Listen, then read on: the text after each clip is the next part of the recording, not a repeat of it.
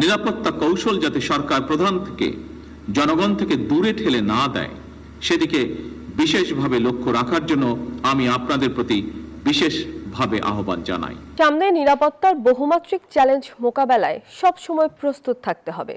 সশস্ত্র বাহিনীর সদস্যদের প্রতি এই নির্দেশনা দিয়েছেন প্রধানমন্ত্রী তারেক রহমান। সেনানিবাসে প্রেসিডেন্ট গার্ড রেজিমেন্টের প্রতিষ্ঠা বার্ষিকীর আয়োজনে যোগ দেন তিনি। বলেন, সশস্ত্র বাহিনী দেশ ও জনগণের সাহস ও গৌরবের প্রতীক। নিরাপত্তা কৌশল এমনভাবে সাজাতে হবে যাতে সরকার প্রধান জনগণ থেকে দূরে সরে না যান। ঢাকা সেনানিবাসে প্রেসিডেন্ট গার্ড রেজিমেন্টের ৫১তম প্রতিষ্ঠা বার্ষিকীর আয়োজনে যোগ দেন প্রধানমন্ত্রী তারেক রহমান। কেক কেটে আয়োজন উদ্বোধন করেন সরকার প্রধান। কুশল বিনিময় করেন চট্টগ্রামের শহীদ রাষ্ট্রপতি জিয়াউর রহমানের সঙ্গে শহীদ হওয়া ৫ পিজিআর সদস্যের পরিবারের সঙ্গে। বসুন্ধরা টিস্যু, অশুদ্ধতার বিরুদ্ধে এক বিন্দুও ছাড় নয়।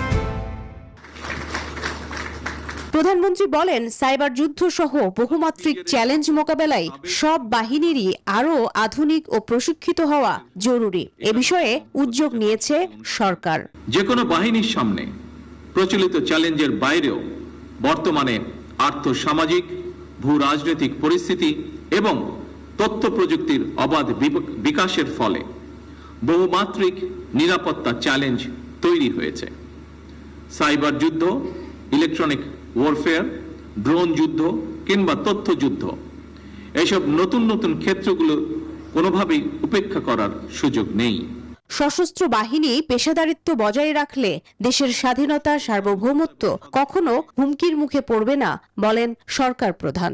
একটি গণতান্ত্রিক সরকারের প্রধান হিসাবে আমি জনগণের বিশ্বাস এবং ভালোবাসার উপরে আমার আস্থা এবং নির্ভরতা বজায় রাখতে চাই।